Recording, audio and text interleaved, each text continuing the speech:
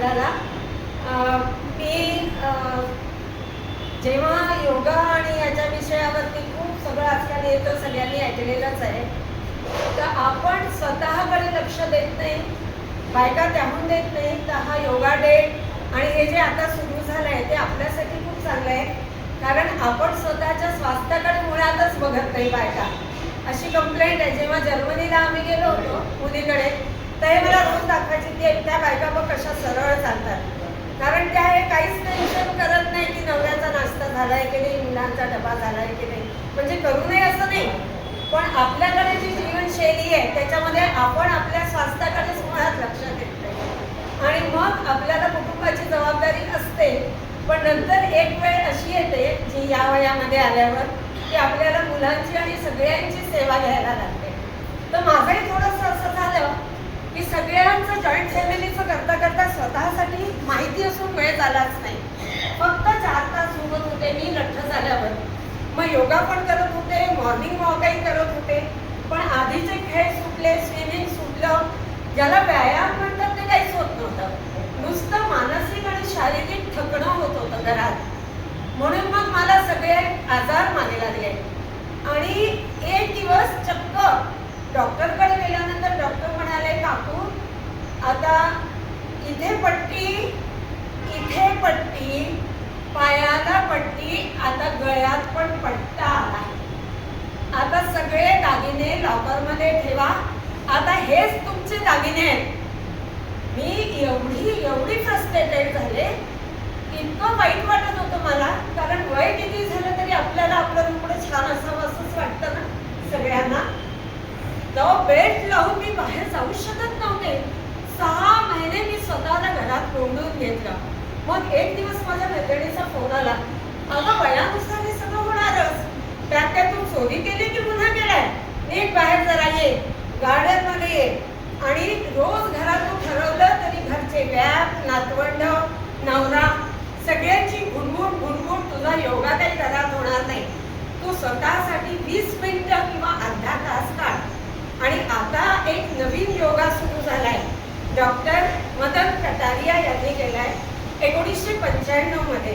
आणि त्यांनी स्वतः डॉक्टर असल्यानंतर असं त्यांच्या लक्षात आलं की सगळे रोग हे इथून असतात आणि इथूनही असतात, पण आपलं हे जर शांत नसलं किंवा आपण आत्म जर सॅटिस्फाईड नसलो तर त्याचा सगळ्या शरीराच्या यंत्रणेवर फरक पडतो, आपल्या रक्तप्रवाहावर आणि सगळ्यावर. म्हणून मग एक एक आजार मागे लागतो आणि त्या आजारांच्या मागे आपण नुसते औषधं घेत राहतो. म्हणून त्यांनी असं एक सिद्ध केलं, त्यांनी आपले पेपर्स तयार केले आणि त्यांनी सांगितलं की हसा, खूप हसा. फक्त प्राण्यात आणि माणसात हेच 2 फरक आहे की मनुष्य हसतो आणि बोलतो, आपल्या भावना व्यक्त करतो, आणि प्राणी ते करू शकत नाही. काही काही प्राणी हसतात असं म्हणतात, पण आपल्याला ते कळत नाही. पण आपण हसतच नाही, कारण की हा जो त्यांनी योगाशी संबंध जोडला, तर त्यांनी त्यांच्या पेपर्समध्ये लिहिलंय की कमीत कमी मोकळेपणाने 20 मिनिटं हसा, कमीत कमी. आणि ते पण तो पण एक योग आहे. त्यांनी सांगितलं की त्यांनी जसे जे प्रयोग केले सुरुवातीला, तर त्यांनी सुरुवात केली एकमेकांना आल्याबरोबर स्वागत करायचं, नमस्ते नमस्ते नमस्ते, हा हा हा हा हा हा हा. मग कोणी जोक्स पण सांगत होता, पण ते थोडे थोडे मिनिटाचे असायचे. मग त्यांनी त्याच्यामध्ये बरंच संशोधन केलं. आज जवळजवळ 182 ते 200 देशांमध्ये हास्य योग प्रसिद्ध आहे आणि प्रत्येकाने आपली आपली एक विधा तयार केली आहे की त्याच्यामध्ये कसं हसता येईल. आणि त्यांनी आपल्या संशोधनाच्या पेपरमध्ये हे सांगितलं की फक्त हसणं गरजेचं आहे.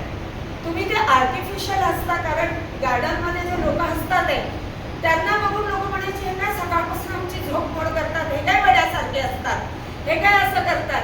तर त्यांनी सांगितलं की इथे ते कळत नाही की तुम्ही आर्टिफिशियल करताय की खरोखर करताय. फक्त तुम्ही जे हसता त्या हसण्यामुळे तुमच्या शरीरावरती आपोआप जो चांगला परिणाम होतो, त्याच्यामध्ये श्वास तुम्ही आत घेता त्याच्या दुपटीने तो बाहेर निघतो. म्हणून त्यांनी त्याला हास्य योग हे नाव दिलंय. तर ते आता बहुतेक एक सगळीकडे प्रसिद्ध झालाय. आणि जशी गाणी म्हटली, खेळ खेळले, तर आपल्या आपल्या कल्पनेनुसार ते डेव्हलप झाले. तर सगळ्यात पहिले त्यांनी आज जसा कार्यक्रम झाला आपल्या इथे, त्यांचं स्वागत झालं, त्यांचं एक परिचर्चा झाली, त्यांचं सगळं विचारणा झाली की त्यांनी काय केलं काय नाही. तर त्याच्यासाठी हा हा हा हा हा हा हा हा हा हा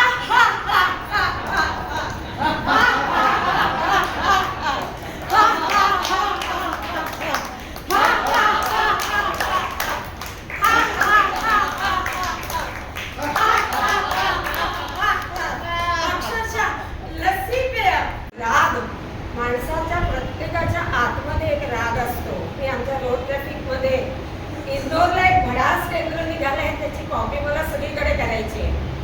प्रत्येक माणसाच्या आत राग असतो कमी अधिक प्रमाणात, आणि तो बाहेर निघणं खूप आवश्यक असतं. आणि जो खालचा असतो त्याला तो दाबतो, त्याला तो दाबतो, हे सगळ्यांना माहिती आहे. पण प्रत्येक माणसाच्या आत राग असतो. तर याच्यामध्ये त्यांनी एक योग सांगितलाय, मला आज करू दिलं नाही का आधी?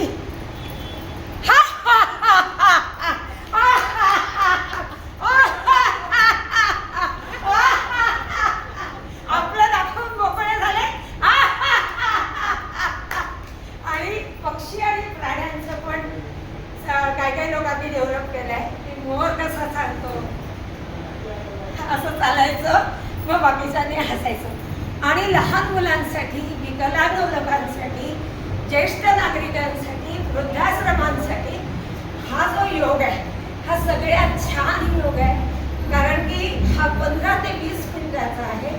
अगदी आनंदी होऊन वेड्यासारखं, ज्याला नाचता येतं त्यांनी नाचायचं, ज्याला खेळता येतं त्यांनी खेळायचं, ज्याला लोळता येतं त्यांनी लोळायचं. तर आता आम्ही ज्या क्लबला आहे त्याच्यामध्ये आता सध्या वारी निघते आहे विठ्ठलाची.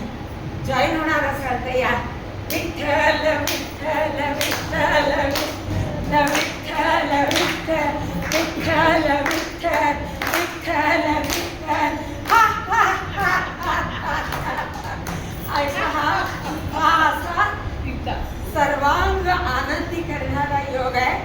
आणि घरामध्ये तुम्ही जर केलं, त्यांनी एक दोन प्रकार तेही सांगितले की घरात तुम्ही ओरडू शकत नाही, तर तुम्ही आतल्या आत कसा हा योग करू शकता.